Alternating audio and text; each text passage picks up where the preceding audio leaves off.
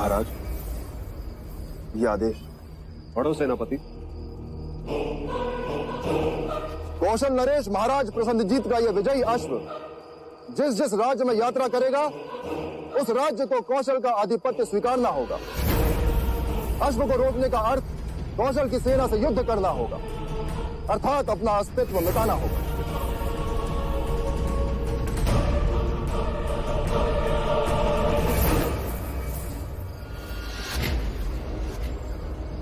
कौशल नरेश महाराज प्रसन्नजीत की, महाराज प्रसन्नजीत की, महाराज प्रसन्नजीत की, महाराज प्रसन्नजीत की, महाराज प्रसन्नजीत की, महाराज प्रसन्नजीत की, महाराज प्रसन्नजीत की, महाराज प्रसन्नजीत की, महाराज प्रसन्नजीत की।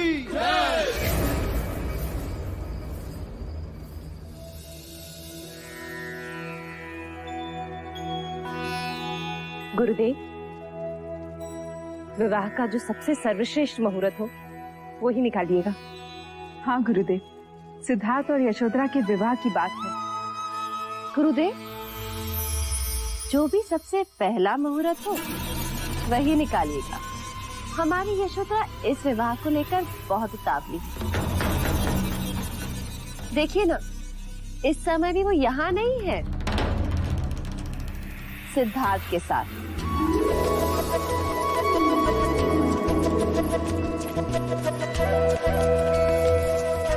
सिद्धार्थ, क्या कर रही हो बेटा? तुमसे बदला ले रही हो। अरे वो तो पैसे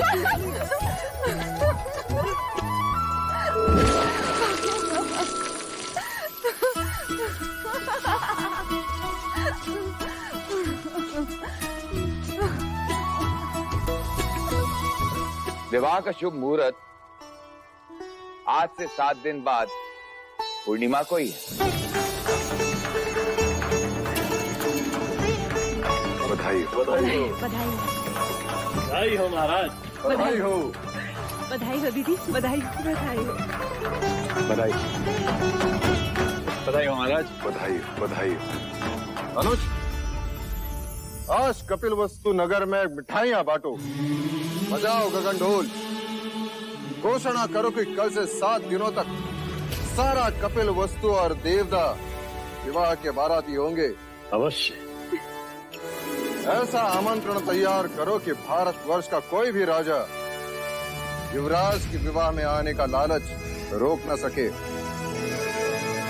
इस बार कौशल नरेश प्रसन्नजीत, मगध नरेश, महाराज बिंबिसार और वैशाली के लिच्छवी सारे एक साथ कपिल वस्तु के अतिथि होंगे। बधाई हो।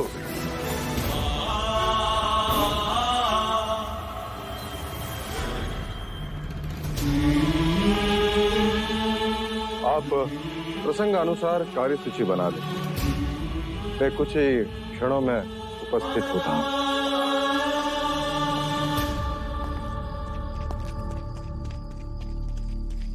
महाराज, गुप्तचर आर्यक का प्रणाम स्वीकार करें। आर्यक, क्या समाचार? महाराज, समाचार अशुभ है। कौशल नरेश प्रसन्नजीत ने अश्वमेघ यज्ञ पूर्ण कर लिया और प्रयत्न पूर्वक उस अश्व को शाक्य गणराज की ओर धकेला जा रहा है। कोई पर्याय? केवल 2, या उनके आधिपत्य को स्वीकार करें या फिर युद्ध। तो फिर युद्ध ही होगा। अपने गुप्तचरों को चौका न करो और उनके अश्व की दिशा पर हर समय दृष्टि बनाए रखो। इस समय उनका अश्व कपिल वस्तु से कितनी दूरी पर? 7 दिवस की दूरी पर है महाराज। 7 दिवस। विवाह का शुभ मुहूर्त आज से 7 दिन बाद पूर्णिमा को ही।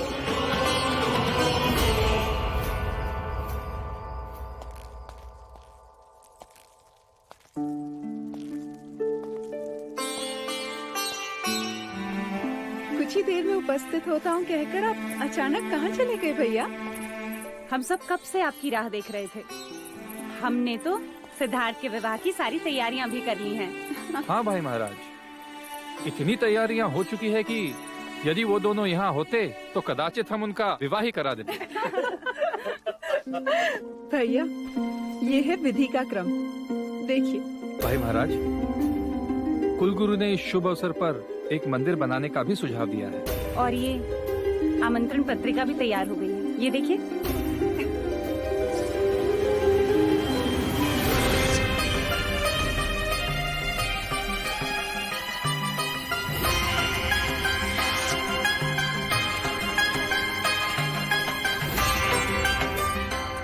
देव, आमंत्रण विवाह का नहीं, युद्ध का होगा। स्वागत के स्वर नहीं, युद्ध के नगाड़े बजेंगे।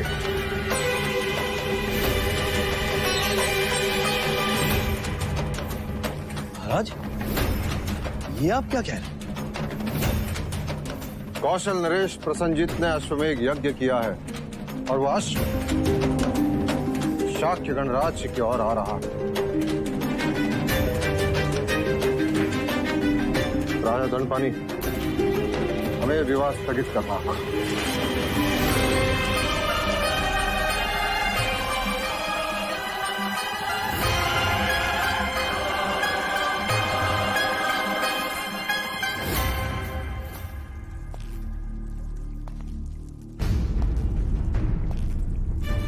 भाई महाराज, क्या प्रसन्नजीत का अश्व शाक्य सीमा में प्रवेश कर चुका है? नहीं अनुज, अर्थात हमारे पास समय है। हाँ महाराज, और ये भी तो हो सकता है कि वो अश्व कपिल वस्तु की सीमा में प्रवेश करे ही ना। फिर तो हम सिद्धार्थ और यशोधरा का विवाह कर सकते हैं। हाँ, वैसे भी विवाह को पीछे धकेलना अच्छा नहीं, फिर पता नहीं कब क्या हो जाए। जब निर्णय लिए जा रहे हो मंगला, तब दूसरों के मन में दुविधा उत्पन्न करना अच्छी बात नहीं। अमिता, मैं तुम्हें वचन देता हूं, विवाह होगा, अवश्य होगा, धूमधाम से होगा, परंतु युद्ध के पश्चात। युद्ध में कोई अनहोनी हो गई तो फिर से स्वयंवर तो नहीं होगा ना? और फिर यशोधरा का हाथ कौन थामेगा? मंगला दीदी, यदि आप शुभ नहीं बोल सकती तो अशुभ भी ना बोले। लो, अब अपने ही अपनों की चिंता नहीं करेंगे तो कौन करेगा? यदि आपको मेरी बात इतनी बुरी लगी तो अब से मंगला कुछ नहीं बोलेगी, बस चुप रहेगी। वैसे चाहती तो मैं भी यही हूँ कि ये विवाह रुक जाए। अपनों से कहकर हम विवाह को स्थगित कर सकते हैं, शत्रु से युद्ध नहीं। आप विचलित ना हो भाई महाराज, हम सब आपके निर्णय के साथ। हाँ महाराज, यशोधरा अब आपकी हुई, हमें कोई आपत्ति नहीं है, आप चाहे जब विवाह करें। तो ये निश्चित रहा, विवाह होगा परंतु युद्ध के पश्चात। अनुज, महामंत्री से कहकर कल शाक्य राजाओं की बैठक बुलाओ। अवश्य भाई महाराज।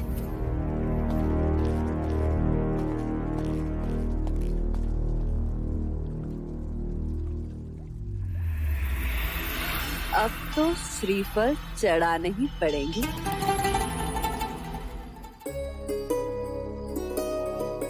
सिद्धार्थ, तुम मुझे सदा बेसुध ही रहने देते। क्यों?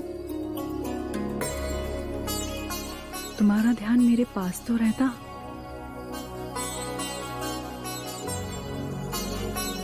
मैं तुम्हारे पास ही हूँ गोपा। पर ध्यान वो कहाँ है?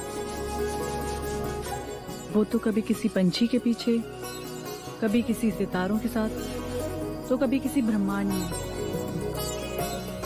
ना जाने कहाँ कहाँ खो जाते हो। सच कहूं, मैं स्वयं भी नहीं जानता।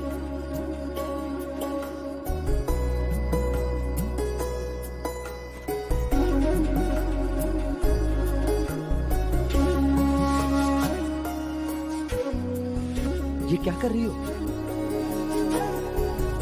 स्वयं को तुमसे बांध रही हूँ। क्यों? कहीं मेरी आंख लग गई और तुम चले गए तो? लो, अब गांठ बांध ली है। अब तुम 7 जन्मों तक मेरे साथ ही रहोगी।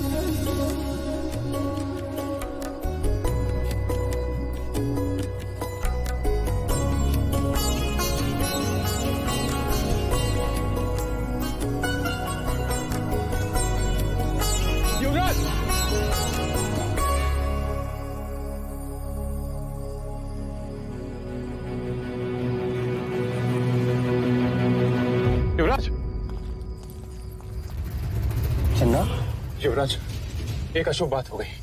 क्या हुआ? आपका विवाह कुछ दिनों के लिए स्थगित कर दिया गया।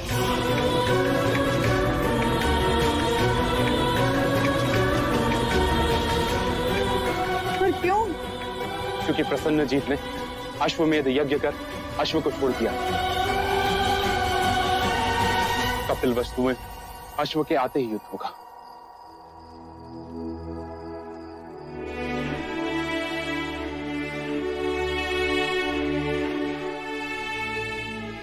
गोपा, सब कुछ ठीक हो? कुछ मत कहो सिद्धार्थ। मैंने तो तुम्हें 7 जन्मों के लिए बांध लिया है। अब विवाह हो या ना हो, देखो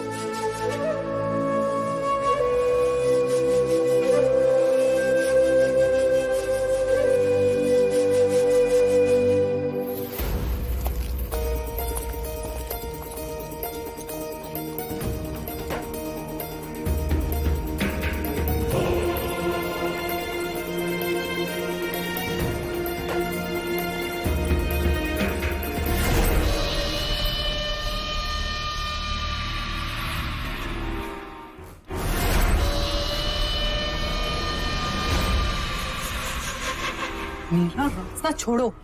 कैसे छोड़ दूं? रास्ते में तुम जो मिल गई हो, तुम्हें कैसे छोड़ दूं? मुझे तो लगा था कि अब तुम कभी मेरे सामने नहीं आओगे। क्यों? स्वयंवर की पराजय ने मुझे काला कर दिया है तुम्हारा। माना कि मैं स्वयंवर में पराजित हुआ, परंतु मेरा भाग्य पराजित नहीं हुआ है अभी। अर्थात स्वयंवर के बाद ना तो कौशल से युद्ध का ये शुभ समाचार मिलता, ना तुम्हारा विवाह रुकता,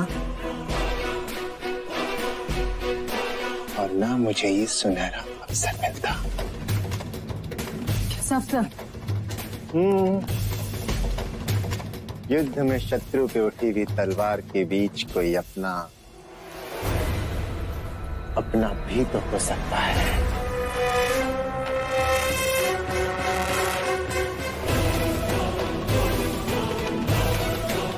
हो सकता है ना?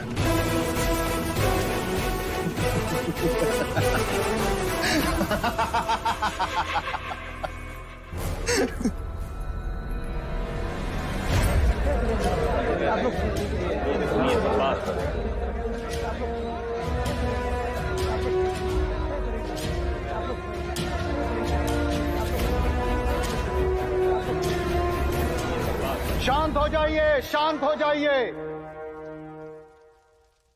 हम पहले केवल एक ही उत्सव मनाने वाले थे, परंतु मां अभ्या की कृपा से अब हम 2 उत्सव मनाएंगे।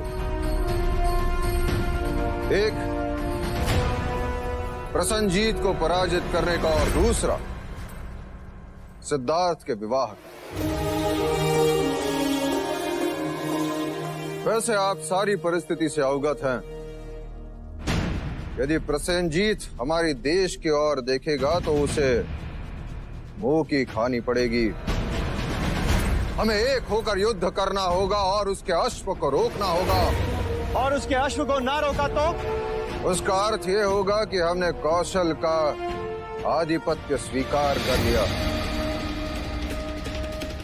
हमारे पास केवल 2 ही पर्याय है, कौशल का आधिपत्य स्वीकार करे अथवा उनसे युद्ध करे।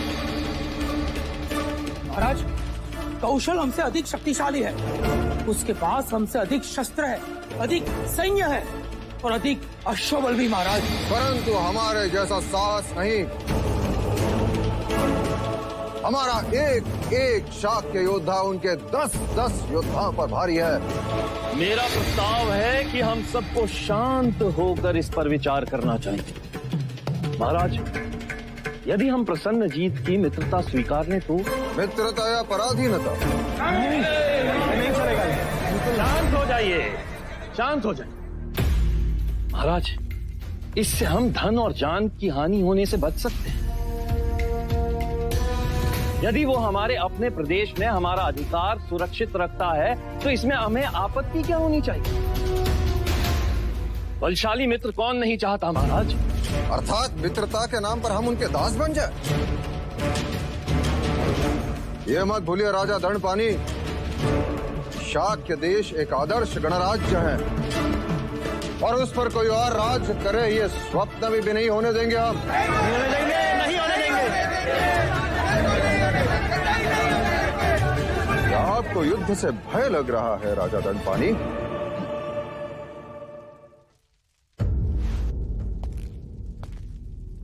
एक सुझाव है महाराज। क्या हम प्रसन्नजीत के सामने शांति का प्रस्ताव नहीं रख सकते? शांति का अर्थ समझने वाले अश्वमेघ यज्ञ किया नहीं करते पुत्र। अब वो शांति की बात तभी समझ पाएगा जब वो युद्ध में पराजित होगा। अब केवल एक ही उपाय है और वो है युद्ध। क्या आप सभी मेरे युद्ध प्रस्ताव से सहमत हैं? हम सहमत हैं। महाराज शुद्धोदन की, महाराज शुद्धोदन की, महाराज शुद्धोदन की, महाराज शुद्धोदन की। अब हमें युद्ध के लिए तैयार होना होगा। सारे शाक्य राजा अपनी अपनी सेना लेकर शीघ्र से शीघ्र कौशल सीमा की ओर प्रस्थान करेगा। हमारी सारी शक्ति कौशल सीमा पर इकट्ठा होगी। प्रसन्नजीत के अश्व को हम शाक्य देश में घुसने नहीं देंगे। नहीं घुसने देंगे।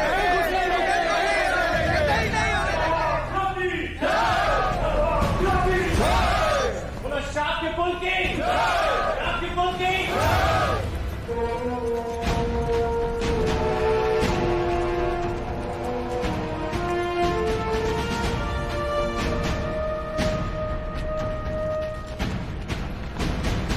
महाराज प्रसन्नजीत की जय हो। बधाई हो महाराज, हम बिना लड़े ही युद्ध जीत गए। हमारे और शाक्यों के बीच जो राज्य था, वहां के नरेश आपके प्रस्ताव को स्वीकार करना चाहते हैं। उत्तम, अति उत्तम सेनापति बहादुर। ये हमारी विजय का प्रारंभ है। आइए राजू।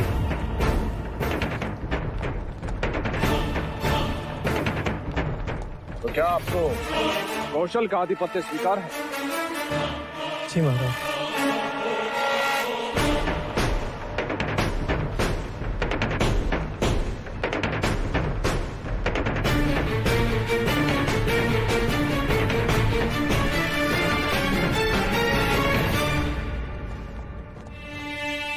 ये हमारी तरफ से आपको भेंट। इसे कौशल के राजकोष में जमा करो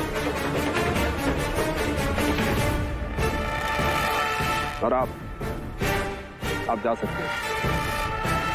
हमने आपको अभय दान दिया।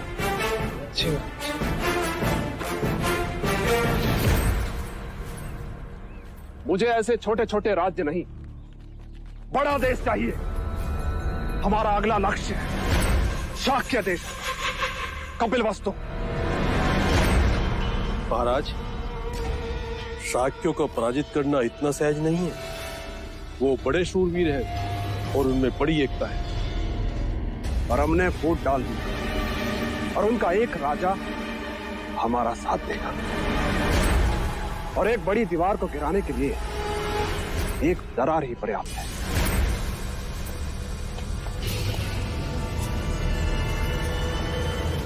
गुप्तचर,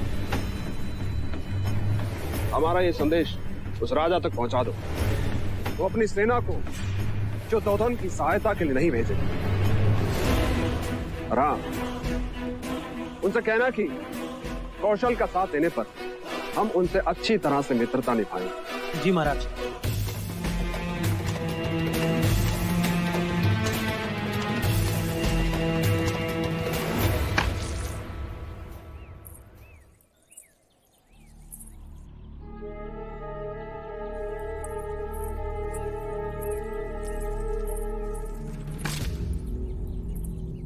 ये क्या कर रही हो मंगला दीदी? इतने सारे श्रीफल? पूरे 10 सैकड़े। पर किस? क्योंकि इतने जाप जो करने हैं। जाप? पर क्यों? जो काम आपको करना चाहिए महादेवी, वो मैं कर रही हूँ। मानो आई बला को टाल रही हूँ। इतना बड़ा अपशगुन है कपिल वस्तु के लिए। अपशगुन? कैसा अपशगुन? शाक्य कुल की औरतें बातें करने लगी। मुझे अच्छा नहीं लगा, परंतु क्या करूं? तो नाम लेने से भी डरती हूँ।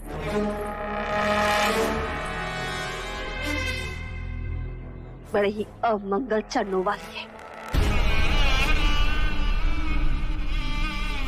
अरे सिद्धार्थ से इसके विवाह की बात क्या चली? देखो, युद्ध छिड़ गया। मानो दुर्भाग्य अपने साथ लेकर आई। लो, दूसरा अपशगुन। पूजा का दीपक ही गिरा दिया।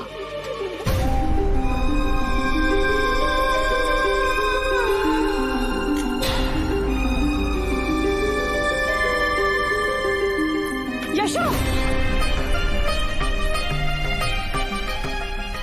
जानते भी हो तुम क्या कह रही हो मंगला दीदी?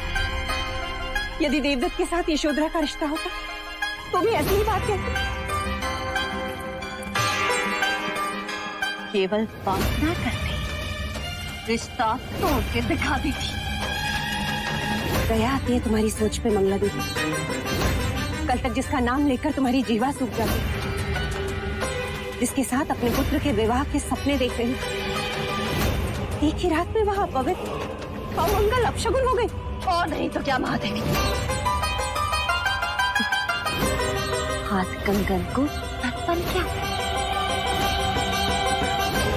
देख लो, यशोधरा के पद चिन्ह।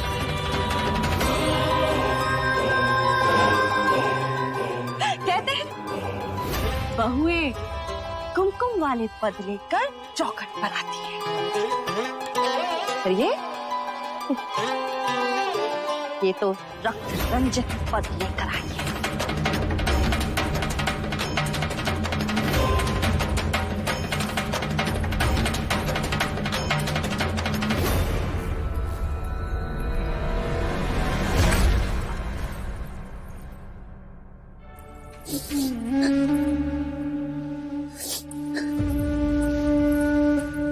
यशो,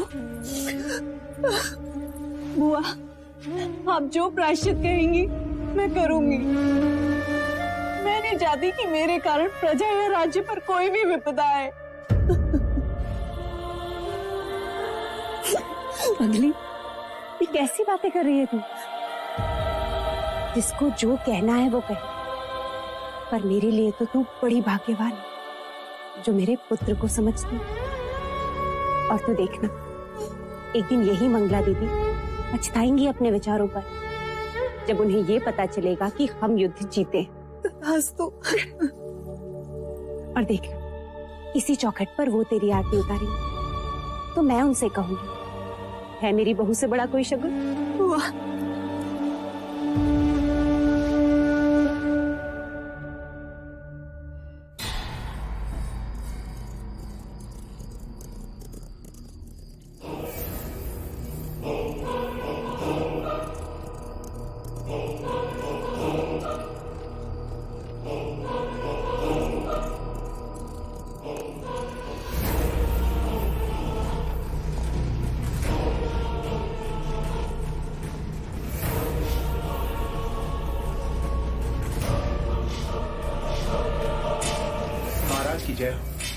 महाराज, एक महत्वपूर्ण सूचना है। कौशल नरेश का अश्व हमारी सीमा में प्रवेश कर चुका है। महाराज, प्रसन्नजीत ने आपके लिए गुप्त संदेश भेजा है। महाराज ने कहा है आप उनका साथ देंगे तो वो इच्छा पूरी करेंगे।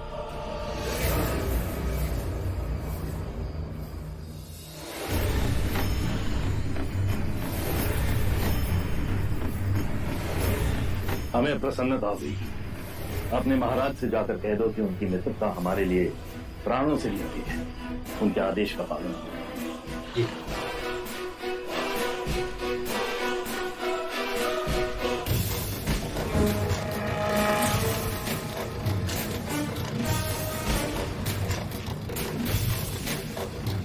महाराज, इस समय इस पहाड़ की इस ढलान पर प्रसन्नजीत ने अपना पड़ाव डाल रखा है। इसका अर्थ यह है कि उन्होंने हमारे सीमा में प्रवेश नहीं किया। पर महाराज, उसका अश्व हमारी सीमा के अंदर है और वो प्रतीक्षा कर रहा है कि किस समय हम उसके अश्व को पकड़ते हैं।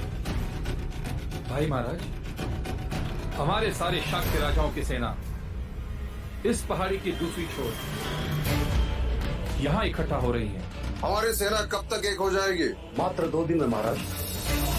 और प्रसन्नजीत से हम किस स्थान पर युद्ध करेंगे? हम उसे इस जगह पे चुनौती देंगे। उसका अश्व हम यहाँ पकड़ कर बांधेंगे। महाराज, आपको यहाँ नहीं, इस छोटे मैदान के पास सामना करना चाहिए। क्यों? इस मैदान में लड़ने का क्या कारण? यहाँ तो सेना उलझ जाएगी। महाराज, इस छोटे मैदान के चारों ओर ढलान है और यहाँ जाने का सिर्फ एक ही रास्ता है। बाकी सारे रास्ते छोटे हैं और ऊपर से नीचे की ओर। हमारी सेना यहाँ ऊपर होगी और उनके नीचे। इस तरह उन्हें लड़ते हुए ऊपर चढ़ने में कठिनाई होगी और इसका ये लाभ होगा, कौशल की बड़ी सेना का एक साथ सामना भी नहीं करना पड़ेगा। अर्थात महत्वपूर्ण युद्ध इस खाई में होगा। उनके लिए हमारे लिए चोटी। यानी शत्रु की सेना नीचे और हम ऊपर। हमारा निशाना उन पर अचूक लगेगा महाराज। और प्रसन्नजीत की सेना को भारी नुकसान। इतनी बड़ी सेना से लड़ने के लिए ये बड़ी अच्छी रणनीति है भाई महाराज। बधाई हो सिद्धार्थ, बधाई हो क्षत्रिय। बधाई मुझे नहीं, आचार्य कौंडिन्य को देनी चाहिए। उन्होंने ही हमें यह नीति सिखाई और साथ ही हमें यह भी सिखाया कि जहां तक हो सके युद्ध को रोक देना चाहिए, क्योंकि युद्ध केवल विनाश अर्जित करता है।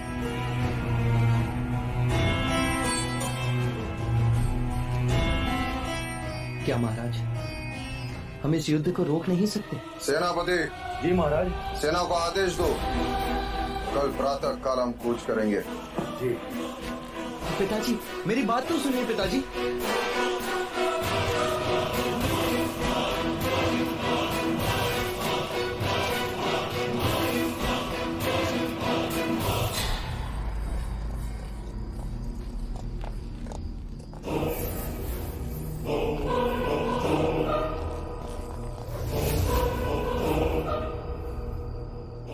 पाले तो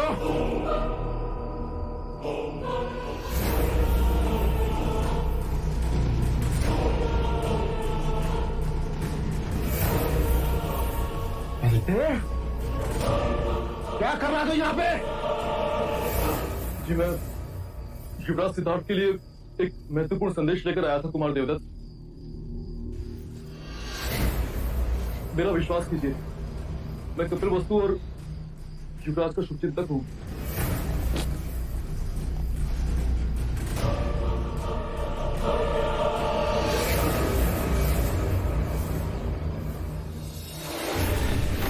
तो कौशल का गुप्तचर राजा दंड पाने के लिए ये महत्वपूर्ण संदेश लाया।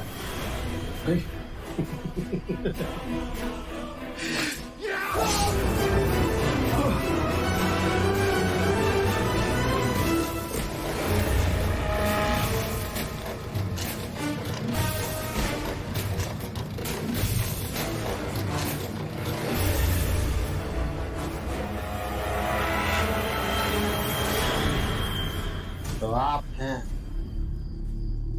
कपिला वस्तु के शत्रु प्रसन्नजीत के मित्र।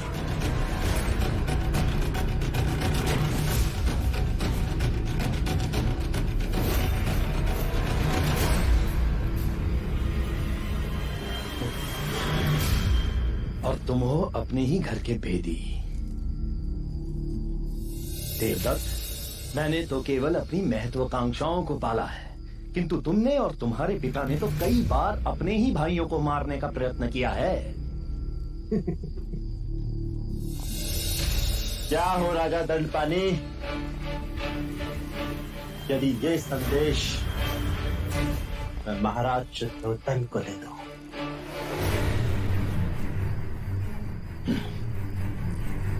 चाहकर भी तुम कभी ऐसा नहीं कर सकते देवदत्त। नहीं कर सकते? क्यों? क्योंकि हमारा शत्रु एक ही है, राजा शुद्धोधन, जो अब आपके समधी हो गए। हाँ देवदत्त, मैं तो तुम्हें ही अपना जमाई बनाना चाहता था, परंतु देखो ना, तुम स्वयंवर जो हार गए।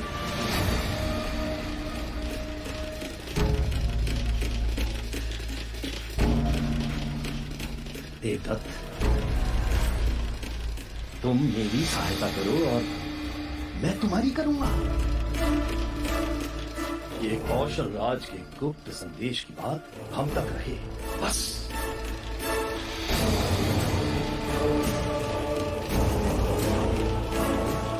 देवदत्त, युद्ध हारने की तैयारी करो। अब समझा नहीं? मैं समझाता हूं। कौशल नरेश के जीतते ही शाक्यों के सिंहासन पर मैं बैठूं और फिर यशोधरा तुम्हारी हो।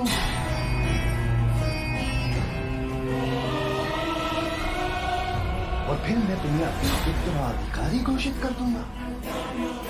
तुम्हें देवदत्त।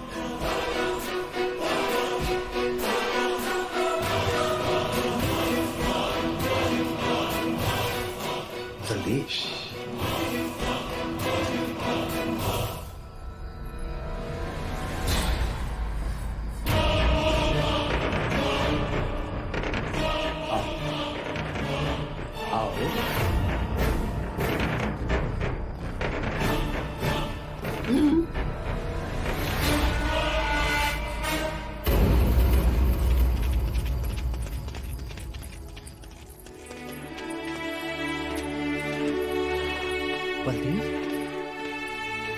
बलदेव, क्या हुआ बलदेव? कुछ कहो बलदेव, किसने घायल किया तुम्हें? क्या हुआ बलदेव? क्या हुआ चन्ना? मैंने न रास्ते में घायल पड़ा हुआ देखा तो उठाकर यहाँ ले आया। बलदेव, क्या हुआ बलदेव? कहो। हाँ हाँ बोलो। दंड? किसने दिया तुम्हें दंड? कहो बलदेव, कहो। हाँ, कहो बलदेव, कहो। हाँ।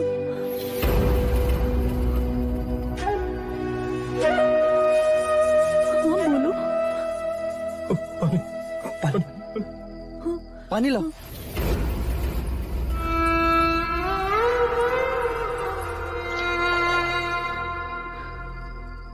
पानी पियो बलदेव, पानी पियो। पानी पियो बलदेव। पानी पियो, पानी पियो बलदेव, पानी पियो बलदेव। बलदेव, पानी पियो बलदेव। क्या हुआ इसे? क्या हुआ इसे चन्ना?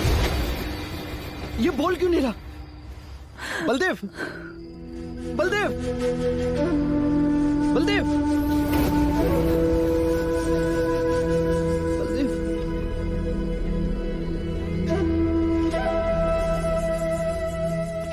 कहो चन्ना, क्या हुआ इसे? अब ये कभी नहीं बोले। कभी नहीं बोले? अर्थात ये बेसुध है। बलदेव, तुम जाओ, जाकर राजवैद्य को बुला के लाओ। जाओ चन्ना, जाकर राजवैद्य को बुला के लाओ। सुध उसे आती है जो बेसुध हो, जिसमें प्राण हो। ये अपने प्राण खो चुका है सिद्धार्थ। नहीं, ये केवल बेसुध है। बलदेव, कहो बलदेव क्या हुआ?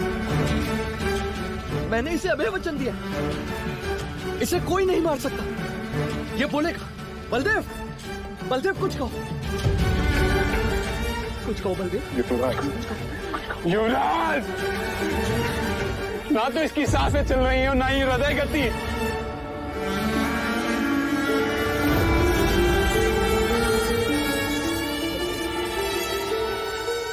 बलदेव, आंखें खोलो बलदेव, आंखें खोलो।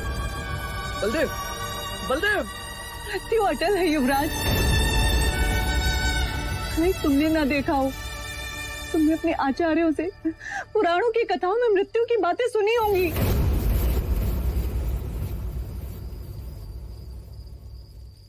परंतु ऐसे कैसे प्राण शरीर को त्याग सकते हैं? यही जीवन की सच्चाई है सिद्धार्थ। नहीं, युद्ध भूमि में न जाने कितने अपरिचित परिचित शवों को आपको देखना होगा युवराज।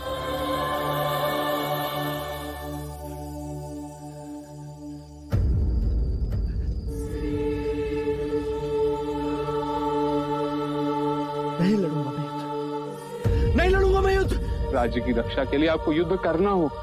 मुझे राज्य की रक्षा के लिए मत समझाओ। मैं किसी मनुष्य को मार नहीं सकता।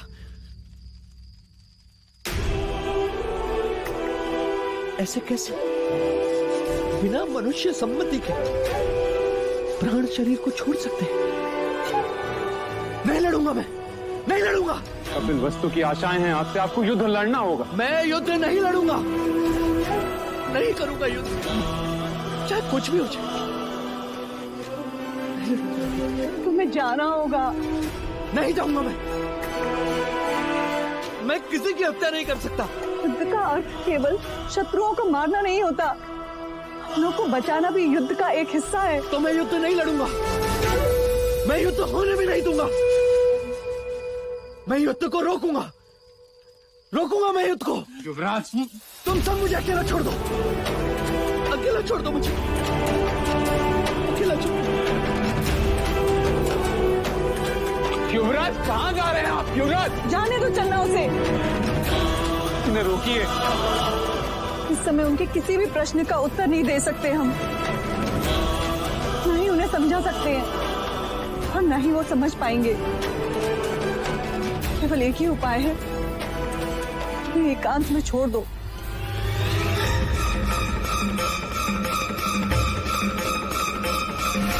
मृत्यु अटल है युवराज, अटल है युवराज।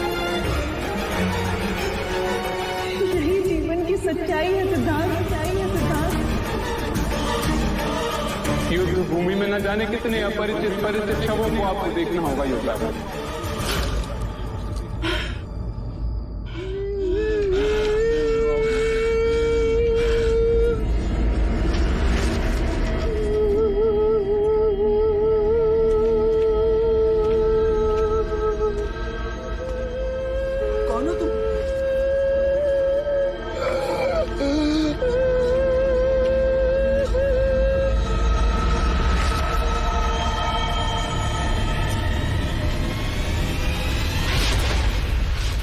कौन हो तुम?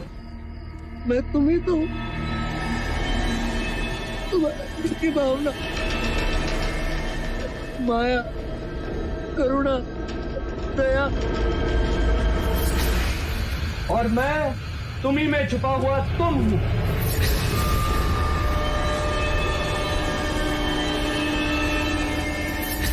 कौन हो तुम दोनों? मैं जल हूं, मैं मिट्टी हूं, मैं दया हूं, मैं माया हूं, मैं करुणा हूं जो स्नेह को जन्म देती है। और मैं अग्नि हूं, वायु भी, मैं क्रोध हूं, ईर्ष्या भी, मैं अहम भी हूं जो साहस जगाता है, जो पराक्रम करवाता है, जो मनुष्य को सर्वोच्च शिखर पर ले जाता है। साहस अंधा होता है सिद्धार्थ, जैसे तुमने आज एक अनुचित कार्य किया। अनुचित कार्य? तूने क्या अनुचित कार्य किया? युद्ध की व्यूह रचना दिखाकर तुम भी तो युद्ध में भागीदार हो ही गए। तुमने कोई अनुचित कार्य नहीं किया। युद्ध अनिवार्य है, विजय क्षत्रिय का कर्म है और वही तुमने किया। युद्ध केवल विनाश अर्जित करता है सिद्धार्थ, जानते हो तुम। और युद्ध से ही विजय की प्राप्ति होती है, ये बात मानते हो ना तुम? बलदेव की मृत्यु पर क्यों रोए, क्यों विचलित हुए तुम? और व्यूह रचना दिखाने पर सम्मानित भी हुए तुम। युद्ध का परिणाम सैकड़ों शव, रोते हुए रिश्तेदार, वो घाव जो कभी ना मरे। ये मिट्टी, ये माया, ये दया, ये करुणा तुम्हें आंसुओं में बहाकर ले जाएंगे, तुम्हें अपने लक्ष्य से भटका देंगे। ये अग्नि क्रोध तुम्हें भस्म कर देगी सिद्धार्थ। बस सुनो, अपने स्वार्थ का ध्यान करो, परमार्थ का कर्म करो।